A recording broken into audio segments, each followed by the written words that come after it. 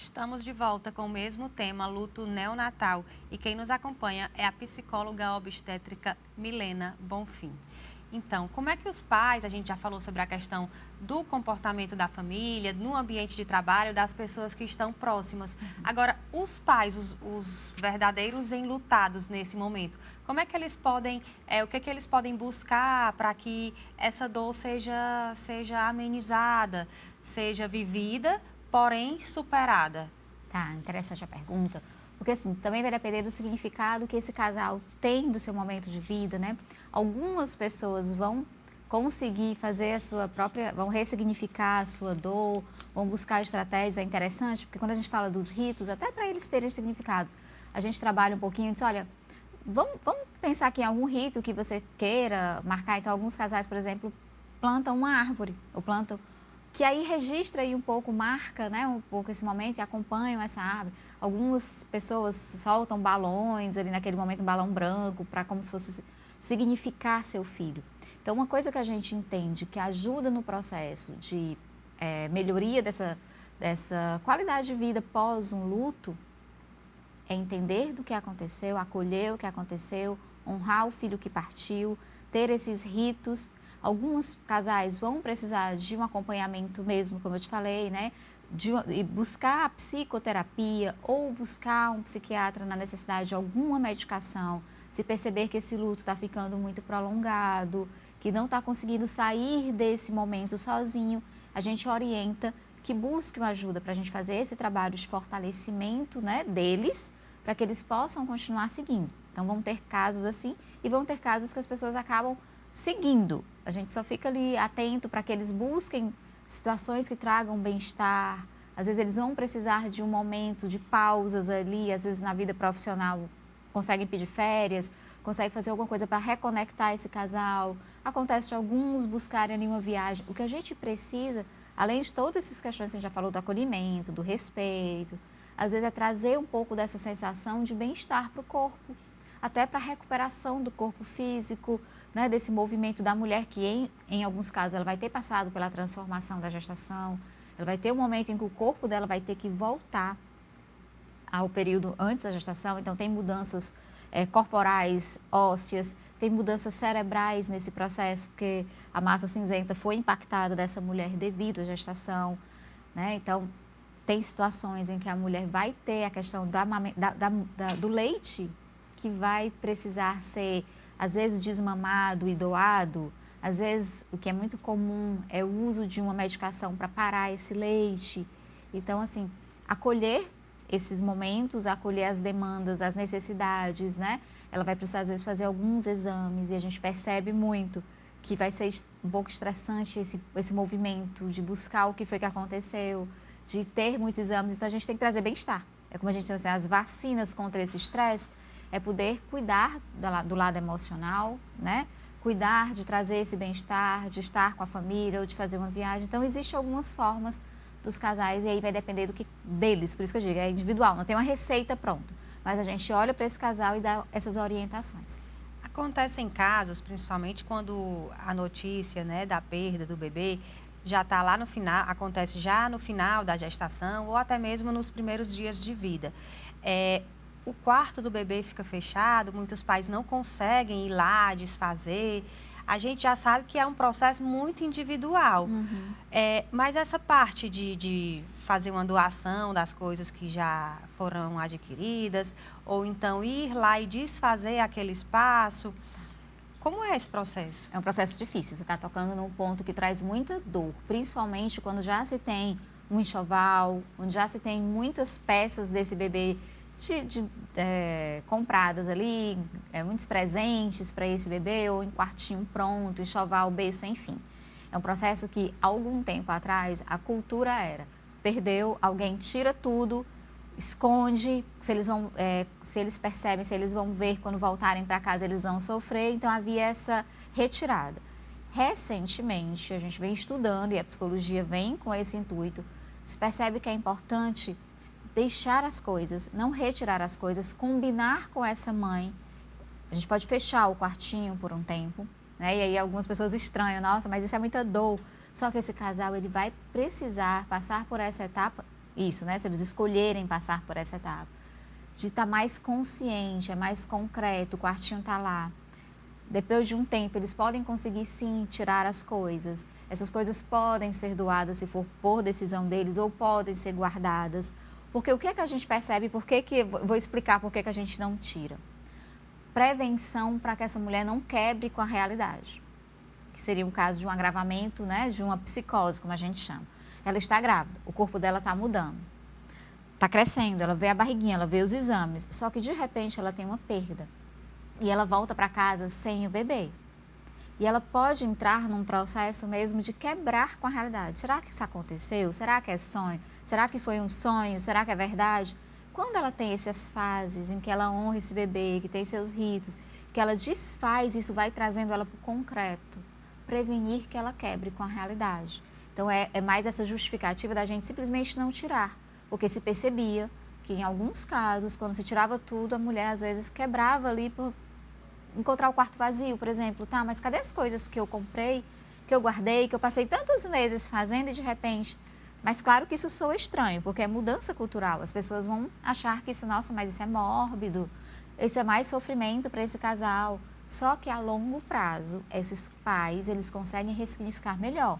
Então, nos acompanhamentos que eu faço, recente, inclusive, de perda, tem um caso em que os pais realmente levaram um tempo, às vezes 5 meses, o quartinho ficou fechado, mas eles tiraram, né? Eles doaram, aqui no caso para a maternidade escola, os objetos. A maternidade me deu o retorno, eu fiz a ponte de intermediar entre eles moravam em outra cidade, não eram em Fortaleza, eu fiz a ponte aqui do Ceará, mas elas levaram e a maternidade mandou as fotinhas das coisas quando eles mandaram e eles se emocionaram, ficaram felizes por entender que houve o processo, mas isso ajuda no luto, tá? Só que é cultural, Ana, as pessoas vão estranhar essa fala, vão estranhar esse movimento, né?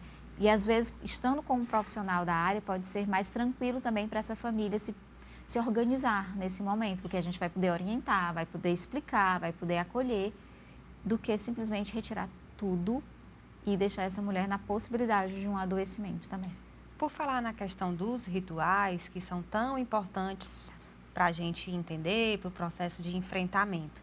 Com a pandemia, muitos desses rituais foram, digamos que, retirados da nossa realidade, né? Uhum. Isso também impacta nesse processo?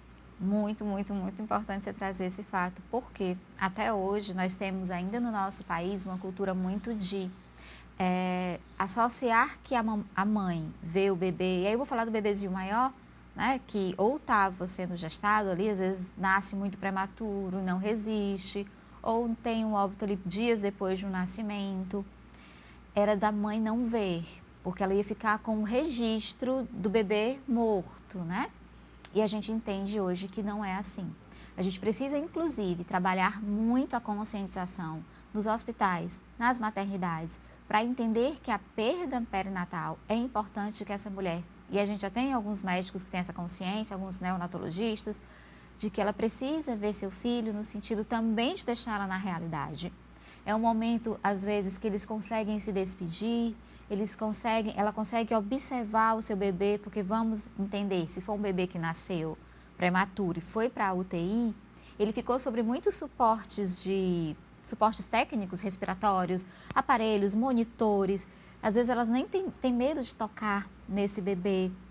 Às vezes são muito prematuros mesmo, que, né, dá até aquele medo de tocar. E quando ele parte e que ela pode ficar com esse bebê, ela pode observar, ela pode ver o rostinho desse bebê, ela pode reconhecer com quem parece, pai ou mãe, mas é um momento deles, é um momento significativo, é um ritual importante. Aqui no nosso país a gente não tem muito essa cultura ainda, e como eu estou falando, é um tema difícil de falar, é um tema que precisa de muita atenção, de muito estudo. Fora do nosso país, a gente já tem alguns locais, alguns países, que eles usam uma espécie de bercinho com refrigeração, que eles chamam de um cooler, para que esse bebê possa ficar um tempo com esses pais no quarto. Então, ao quarto, o bebê fica, até eles sentirem que podem deixar o bebê para os outros ritos, né, de sepultamento e tal. Mas não se tinha essa cultura. Inclusive, você falando agora, eu achei super estranho, porque para a nossa realidade realmente, isso É muito totalmente distante. Mas a gente já tem um inexistente, né? movimento, por exemplo, de alguns hospitais de São Paulo trazer o cooler, né, que ele vem de fora, se não me engano, da Califórnia, da Austrália, para ter esse protocolo. Então, a gente já tem pessoas no Brasil olhando para esse protocolo, mas não é a realidade, inclusive, do Ceará. Então, assim, é dos hospitais que eu conheço que a gente ainda não tem essa cultura, por exemplo, de permitir esse tempo maior, né? Existe ainda, e aí eu vou trazer um pouco da minha vivência, né? Como eu recebi alguns dos meus filhos, eles empacotadinhos, dentro de um pacotinho mesmo assim de pano. Então, aquilo é muito sofrido, você receber o seu filho que você está gestando como se fosse um pacotinho. Então, quando eu perdi o Matheus, eu estou falando de 18 anos atrás, foi assim que eu recebi, nesse protocolo. E eu achei, nossa, muito, muito difícil. Então, eu desembalei, tirei, coloquei ele no braço, fiquei com ele todo o tempo no braço. Eu não conseguia imaginar o meu filho na pedra, lá como eles chamam, que é a cultura dos hospitais, né, que eu tenho ainda uma vontade muito grande de se trabalhar com as pessoas que estão dentro dos hospitais, os donos, e entender que aquele ambiente ele precisa ser acolhedor. E não é. E as mães recebem, às vezes, desse formato. Então, o que é que a gente trabalha? Esse bebê ele pode ser vestido. Em algumas realidades de hospitais, principalmente no sul, né, sudeste e sul, ele recebe a roupinha que foi comprado, às vezes, ele usa uma roupinha, ele está arrumadinho. Às vezes, colocam nos próprios beicinhos ali, como se fosse o beicinho, para que esse pai se despeça. Então, há uma humanização também para esses pais, porque é muito doloroso. A gente escuta os pais dizer, nossa, mas eu recebi meu filho enrolado, eu recebi meu filho desse formato. Então, esses ritos, esses protocolos precisam ser falados. A gente precisa trabalhar com as equipes de saúde. A gente tem vários ritos, Ana, e assim, é assunto que a gente pode... Porque, por exemplo, hoje a gente tem a possibilidade de fazer o carimbo da mãozinha, o carimbo do pezinho, o carimbo da placenta, formar uma caixa de memórias. E o que é essa caixa de memórias que a gente tem? É onde esses pais possam guardar a pulseirinha do hospital, esses carimbos que eu estou falando. Às vezes, algumas equipes já conseguem escrever uma carta para esse pai como se fosse o bebê, deixando para eles essas memórias. Eu continuo a dizer, é difícil ouvir isso porque a gente não trabalha sobre isso, então as pessoas acham mórbido. Alguns locais permitem que se tirem fotos desses bebês, né, para que essa família guarde esse registro, para que essa família realmente honre esse bebê em outros momentos da vida. A nossa cultura é muito de, eu vou evitar, eu vou poupá-los, eu vou guardar isso só para ficar sofrendo. E muitas vezes não é, né? Quando você vai estudar a fundo, você vê que... Quando a gente fala das caixas de memória, às vezes os pais não querem receber naquele momento. A gente pode guardar, o hospital é o que acontece, às vezes, né, se estiver acompanhado por um psicólogo, ou a gente entrega a caixa, eu mesma às vezes monto a caixa de lembranças, né? Pego ali a pulseirinha, pego algumas coisas ali do hospital. Então, naquele momento, alguns pais podem pegar a mechinha do cabelo, então, os carimbos, monto a caixa, entrego para o pai ou para algum familiar, por exemplo, e digo, olha, você só guarda. Em algum momento, pode ser que vocês queiram acessar, né? Acontece colegas que às vezes guardam com elas e os pais depois pegam, porque naquele momento não dá conta mesmo deles pegarem. A gente tem que entender o tempo, mas é um recurso que, se ele precisar desse recurso emocional, tem. Porque depois que o bebê for sepultado, não tem como a gente voltar e dar essa memória para eles. A gente precisa agir com prevenção, com respeito. E essas pessoas precisam de tanto acolhimento, de tanto respeito, e o que eles mais recebem é invalidação. Né? É a falta desse registro desse filho, desse movimento do que aconteceu. Né? O próprio processo de curetagem, às vezes, é como se estivesse ali mexendo, tirando um pedaço do bebê, e muitas vezes não é humanizado. A gente entende ali que as mulheres, como elas dizem, são colocadas em quartos que tem mulheres com bebê no braço. E isso são questões que a gente precisa trabalhar muito com a equipe. Protocolo. E aí eu vou de protocolos porque eu vou buscar sempre, gente, informação técnica, científica, para poder pautar a minha atuação. Então, a gente sabe, por exemplo, tem hospitais que colocam uma sinalização na porta, ali botam um lacinho. Olha, naquele quarto que tem um lacinho, está justificando ali, até a pessoa que entra, às vezes, para entregar a comida ou para fazer a limpeza, às vezes a mulher está ali, cadê o bebê? Porque ela não tem informação. Se está registrado na porta que ali tem um casal em luto, que ali tem um bebê que partiu, eles já vão entrar de outra forma. Eles já vão acolher esse casal de outra forma. Então, a gente vai evitar frases iatrogênicas, a gente vai evitar perguntas, a gente vai ter um olhar diferenciado. E outra coisa é separar os nascimentos né? As mulheres que estão ali, então, recente, tenho pacientes que foi passar pela curetagem no centro cirúrgico, com bebês nascendo, e ela ouvindo os bebês nascendo, e ela tendo que fazer a curetagem do bebê que ela tinha perdido. Isso é dor, gente. Isso pode levar futuramente a adoecimento nessas mulheres. E ninguém fala, né, digamos assim. Ninguém fala sobre isso. Então, a gente precisa muito informar, cuidar. Todos esses protocolos são importantes. Inclusive, uma vez, eu lembro que ainda muito criança, mas essa situação me marcou. Uma tia minha muito próxima perdeu um bebê. E aí, eu ainda criança, e ela foi me explicar que o bebê não ia vir mais e tudo naquele momento. E ela descreveu uma sensação que me marcou muito, tanto que eu nunca esqueci. Que ela foi fazer o procedimento de curetagem e lá ela viu todas as mães saindo com seu presente e ela de mãos vazias. E ela nunca conseguiu esquecer aquilo ali, ela ficou muito, muito chocada. Foi a hora que ela mais sentiu, porque ela presenciou várias mulheres com seus bebês, vários pais curtindo ali aquele presente e ela... sair da maternidade com os braços vazios. Chegar no quarto, por exemplo, aí outro protocolo de cuidado, a mulher volta do centro cirúrgico, às vezes, do procedimento, o bebê foi para a UTI, e no quartinho está lá o berço, que mostra para ela que está vazio, né? Essa dor, inclusive, foi muito minha. Né? Quando eu voltava para o quarto, os meninos na UTI sempre, e o berço ali, eu dizia, gente, tira pelo menos o berço, para eu não ficar lembrando o tempo todo que ele está vazio, porque era isso que eu até tenho que descrever o fenômeno, né? Como se fosse, é uma dor que a gente não consegue dimensionar mesmo. Aí quando a gente fala de perda de filhos, inclusive, Ana, a gente fala, por exemplo, quando você perde o esposo, né? Você fica viúva, pai e mãe fica órfão, né? Mas quando a gente perde pai, né? Quando o pai perde o pai, não. Quando você perde, você fica órfão. Mas quando você perde um filho, que nome? Como é que a gente denomina? Tem até um grupo Mães Sem Nome, né?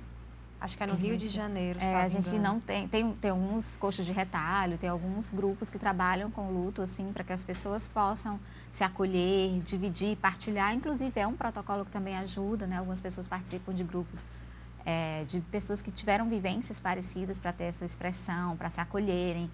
Mas é importante a gente olhar para o que a sua tia falou.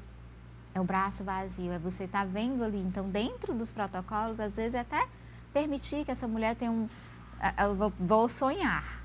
O meu sonho aqui é que um dia eu tivesse a maternidade, sim, com uma saidinha separada, que tivesse ali um corredor, uma ala, para as mulheres que perderam, um pouco mais distante, porque a gente escuta o choro.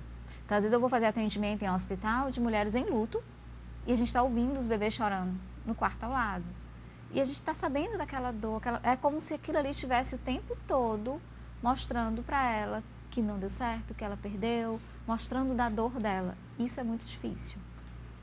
Agora, vale lembrar também para as mães, para os pais que estão passando por essa situação ou que já passaram, que é mais comum do que se imagina essa situação. Então, conversar com pessoas que também passaram por situações parecidas pode ajudar. Sim. Pode dar uma força, principalmente exemplo de pessoas que superaram e tiveram outras gestações, como é o seu caso, né? Uhum. Então, é muito importante falar sobre, até porque a gente vai trazendo isso para o concreto, vai falando, vai expressando. Então, a gente pode fazer pelo processo de psicoterapia, mas os grupos de apoio, como a gente também conhece, são importantes. Lembro que da minha época, eu busquei um grupo aqui em Fortaleza do meu primeiro filho, 18 anos, ele era dirigido por uma psicóloga na época também, que tinha passado por uma perda. E eu participei por um tempo, até que eu engravidei da segunda gestação, e aí eu saí do grupo porque aí já ficava mais difícil a gente falar de perda estando gestando. Logo depois ela também engravidou, e aí o grupo se desfez, né, nesse movimento. Então são formas, na época também tinham grupos na internet, Facebook, tem muitos, a gente conhece que tem muitos. A gente só pede um pouquinho de cuidado, porque às vezes nos grupos podem surgir alguns conteúdos mais de angústia, então às vezes a gente também pede para que não seja algo que venha trazer mais dor. Né? Então, quando um grupo é dirigido, organizadinho, por exemplo, aqui eu sei que tem o da Dor ao Amor, é um grupo de Fortaleza que faz esse trabalho de partilha. Então, as pessoas vão lá, partilham, né? Mas, assim, quando você entra na internet, tem muita coisa, cuidado só para não causar também mais angústia, mais dor, né? Então, foi um cuidado que eu tive também, quando eu percebia que o grupo ali estava trazendo conteúdos, que estava... E aí eu trago uma questão de orientação minha como profissional, né? Sempre olha para o que você está sentindo. Traz essa questão de olhar para o que você está, como você está se sentindo. Porque se está trazendo incômodo, opa, vamos olhar. Se você está no local, está num grupo, está trazendo dor, vamos ver, será que não é melhor ver uma outra estratégia? Então, eu sempre trago que a nossa saúde parte muito de como a gente está. Então, esse olhar para si, para o que você está sentindo, é uma forma de você conseguir ressignificar também. Eu agradeço muito a sua presença e paciência. Esse tema foi solicitado por muitas pessoas, inclusive pessoas que não se conhecem e tudo. E eu tenho certeza que essa nossa conversa de hoje ajudou muita gente. Ana, eu espero que tenha deixado uma sementinha de saúde, assim. Eu sei que é um tema difícil, é um tema pouco falado, mas a gente precisa mudar um pouco dessa cultura para acolher melhor e diminuir os adoecimentos que podem ocasionar. Eu espero por você no nosso próximo encontro com temas bem interessantes que vão te ajudar a viver melhor. Até lá!